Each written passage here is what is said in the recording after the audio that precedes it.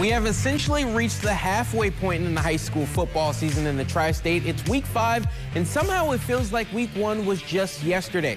But as the saying goes, time flies by when you're having fun. And I hope you've been having fun with us at home watching us, because we do it for you guys. From the running the sidelines, making sure we get the perfect shot of the young stars in our neck of the woods, and delivering it in a fun and entertaining way.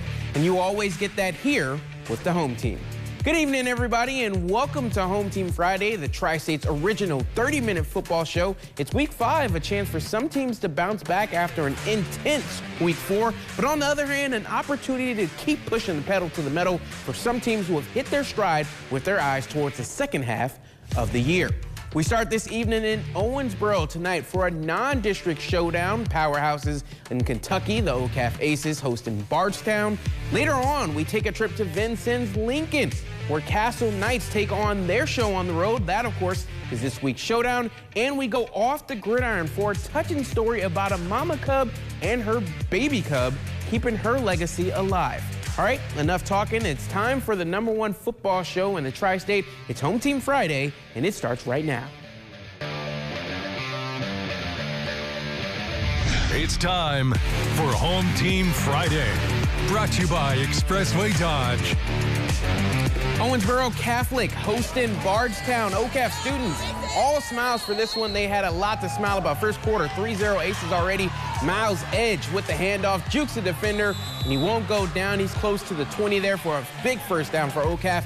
Then, why not give it to him again? Edge up the middle, tries to reach his way across the end zone, just barely gets the hand in for the touchdown. Aces up 10-0. Bardstown, though, does respond. Carson Riley finding Javion Montgomery for a nice gain there, a nice little pickup. Montgomery points out literally a first down.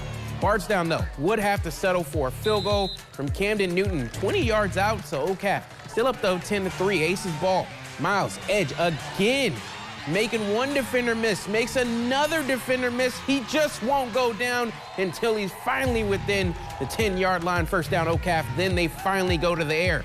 Jermel Carruthers finding Luke Thomas in the end zone for the touchdown. Aces up 17-3 at that point. They never looked back. Owens Catholic knocking off Bardstown 56-30. 56 burger, that's awesome. That's a big one there. Grab some popcorn. It's only gonna get better from here, folks.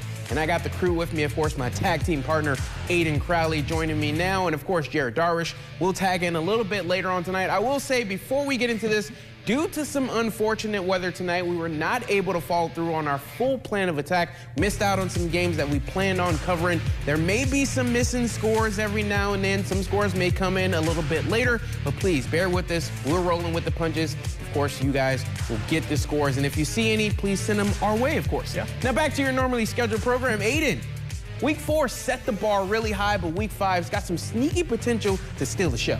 Yeah, absolutely. Last week felt like kind of rivalry weekend. It felt like maybe there was a lull going into this week, but as you see, I mean, we got Owensboro Catholic bouncing back with a 50-point burger to start the show. I think we're in a good spot. Yeah, well, let's get more action, of course, later on, but let's look back over our Power 10 rankings heading into this week. 4 weeks of play down, and now here is your updated Power 10 list. A lot of movement, but I can't help but put my eyes on Owensboro there. They've crept their way back into the rankings. Yeah, Ronald, I'm going to take a second to take a little victory lap here. I told you before the season started, I liked Owensboro to maybe upset OCAF. They made a statement win last Friday, and of course, they get rewarded for it. That was a big statement. On to the top 5, another one. It's hard to ignore when you give them their flowers last week, but we got to keep doing it. The Memorial Tigers. They just keep finding ways to win. Sometimes we might count them out, but John Hurley and company says, hey, don't do that. We know how to win, and we do it pretty much every time. So they're, again, the last remaining undefeated team in the SIAC. Alrighty. But we also have a PAC showdown going down. It's going to be Mount Vernon hitting the road to take on Princeton. Tigers homecoming. Shout out Coach O. Wildcats are rolling early. Ryder Snodgrass launching one downfield. It's Luke Weintraut all alone making the game 21-0. Princeton going to take over now. And the Tigers, they want to go deep too. But guess what? It's Weintraut there again. Problem for Princeton. He plays for the Wildcats. He takes this one into plus territory. Look at that block from Snodgrass. That's a QB I'd play for. It sets up this Shane Krieger score, who scoots his way in. The slide's 10 out of 10. It's all Cats, 28-0 lead. Princeton isn't just going to pack it in, though. On the ensuing kickoff, watch Quentin Volts get loose. A little jolt from Volts. It's a 97-yard kick return all the way down to the 1. Come on, guys. Give him the touchdown. Give him the highlights. Tigers, they'll punch it in a little later. Still waiting on the final for this one. It's all tied up at 28 last we checked in the third quarter. All right, well, it's time for a showdown. We got a fun one in the SIAC. Castle taking on Vincennes Lincoln. The Knights have bounced back after their loss nicely, though. Yeah, these last two games, they've outscored opponents 99-0. I think that's getting it done, Ronald. But a little bit of a stiffer test tonight. Castle moving away from the Lightning, taking on Vincennes Lincoln. Smart move there. Alice's QB, Cooper Collins, going to the air. He connects with Brody Phillips over the middle. He pays the price. Knights with the hit stick. Castle trying to get on the board first. They hand it to Benjamin Quach, and he does the rest on the jet motion, juking his way into the end zone for 6, looking like me on College Football 26. Castles get back in it. Bowden Morgan goes to the air, but this one's tipped and picked by Colton York. Huge break for the Alices as the offense takes over near midfield, but the mistakes catch up with the Alices. Cooper Collins picked off, and Brody Farmer takes it the other way for 6. No one wants the ball. Castle escapes with the win, 17-7.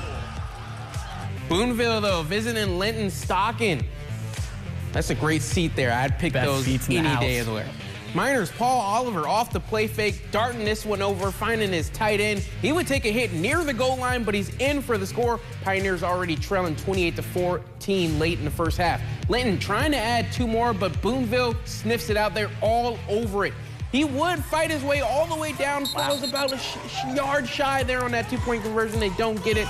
And then this guy, Grant Davis. We know all about him fighting his way for a big first down there inside the 30, but this is kind of the game for Boonville.